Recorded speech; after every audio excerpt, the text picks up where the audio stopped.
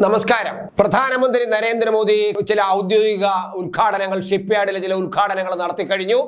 അതുപോലെ തന്നെ രാവിലെ തന്നെ ഗുരുവായൂർ സന്ദർശിച്ചു, അവിടെ വിവാഹത്തിൽ പങ്കെടുത്തു ഒക്കെ തന്നെ. അത് കഴിഞ്ഞിട്ട് അദ്ദേഹം BJPയുടെ വലിയ ഒരു ജനസമുദ്രത്തെ അഭിസംബോധന ചെയ്തുകൊണ്ടിരിക്കുന്ന ഒരു സംഭവമാണ്. അദ്ദേഹം ഷിപ്പ്യാർഡിലെ ചില പരിപാടികളിൽ പങ്കെടുത്തു.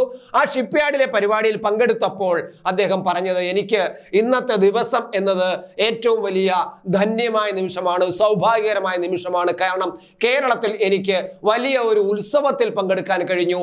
4000 കോടി രൂപ പദ്ധതിയുടെ ഉദ്ഘാടനം നടത്താൻ എനിക്ക് കേരളത്തിൽ കഴിഞ്ഞു എന്നത് എൻ്റെ ഏറ്റവും വലിയ മഹനീയ ദിവസമായിട്ട് ഞാൻ ഈ ദിവസത്തെ കാണുന്നു എന്ന് തന്നെയാണ് അദ്ദേഹം പറഞ്ഞത്.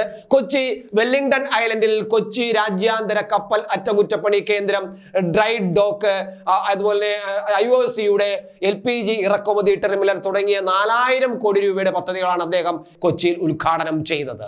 പുതിയ പദ്ധതിയോടെ കപ്പൽശാലയുടെ ശേഷി ചില മടങ്ങായി വർദ്ധിക്കുമെന്ന് പ്രധാനമന്ത്രി പറയുകയുണ്ടായി. പുതിയ പദ്ധതികൾ വികസനത്തിന്റെ നാഴികക്കല്ലാകും. രാജ്യത്തെ ഏറ്റവും വലിയ ഡ്രൈ ഡോക്ക് യാർഡ് ആണ് കൊച്ചിയിലേത്. 10 വർഷത്തിനിടെ ഷിപ്പിംഗ് മേഖലയിൽ ഉണ്ടായത് വൻ കുതിച്ചുചാട്ടമാണ്.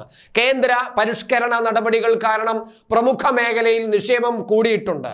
ചരക്കു കപ്പലുകൾക്ക് കാത്തുകിടക്കേണ്ട സാഹചര്യം ഒഴിവായി വരുന്നു. അതുപോലെ തന്നെ തൊഴിലവസരം ഇതാ ഉയർന്നുകൊണ്ടിരിക്കുന്നു. ചരക്ക് നീക്കത്തിന്റെ വേഗം കൂടിക്കൊണ്ടിരിക്കുന്നു. പുതിയ ഡ്രൈ ഡോക്ക് രാജ്യത്തിന്റെ അഭിമാനമാണ്. അത് കൊച്ചിയിലാണ് വന്നിരിക്കുന്നത് എന്നതാണ് അതിന്റെ മറ്റൊരു പ്രത്യേകത.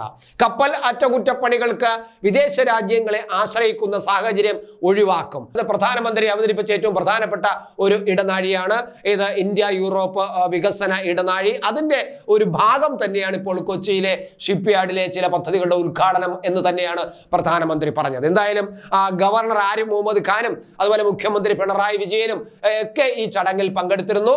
മാത്രമല്ല, പദ്ധതി ഉദ്ഘാടനം ചെയ്യാൻ നേരിട്ടെത്തിയതിന് പ്രധാനമന്ത്രിക്ക് നന്ദിയും മുഖ്യമന്ത്രി വേദിയിൽ വെച്ച് പറയുകയുണ്ടായി. അതുപോലെ തന്നെ കേരളത്തിന്റെ മണ്ണിൽ 4000 കോടി രൂപയുടെ പദ്ധതികൾ നടപ്പിലാക്കുന്നതിൽ അഭിമാനമുണ്ട് എന്നും മുഖ്യമന്ത്രി പറഞ്ഞു. അതുപോലെ മേക്ക് ഇൻ ഇന്ത്യ പദ്ധതിയിൽ മെയ്ഡ് ഇൻ കേരളയുടെ സംഭാവന ചെറുതല്ലെന്നും മുഖ്യമന്ത്രി പ്രധാനമന്ത്രിയുടെ വേദിയിൽ വെച്ച് പറയുകയും ഉണ്ടായി. എന്തായാലും ഗുരുവായൂർ ക്ഷേത്രത്തിലും ത്രിപുര ശ്രീരാമസ്വാമി ക്ഷേത്രത്തിലും ഒക്കെ സന്ദർശനം നടത്തിയതിനു ശേഷം അദ്ദേഹം കൊച്ചിയിൽ വരികയും ഈ ഗവൺമെന്റിന്റെ വലിയൊരു പദ്ധതി ഉദ്ഘാടനം ചെയ്യുകയും ചെയ്തത്. അതിനുശേഷം അദ്ദേഹം മറൈൻ ഡ്രൈവിലേക്ക് പോവുകയും BJPയുടെ വലിയ യോഗത്തിൽ പ്രസംഗിക്കുകയും അവിടെ തെരഞ്ഞെടുപ്പിനെ നിങ്ങൾ എങ്ങനെ നേരിടണം BJP പ്രവർത്തകർ എന്ന് അവർക്ക് പ്രത്യേക ഉത്ബോധനം നൽകുകയും ചെയ്തു. കൃത്യമായിട്ട് നിങ്ങൾ ജനങ്ങളുടെ ഇടയിൽ പ്രവർത്തിച്ചു കഴിഞ്ഞാൽ BJPക്ക് കേരളത്തിൽ വിജയം ഉണ്ടാക്കാൻ കഴിയുമെന്നും അദ്ദേഹം പറയുകയുണ്ടായി. ഈ BJP പ്രവർത്തകരെ ആ യോഗത്തിൽ അവരെ നോക്കിക്കൊണ്ട്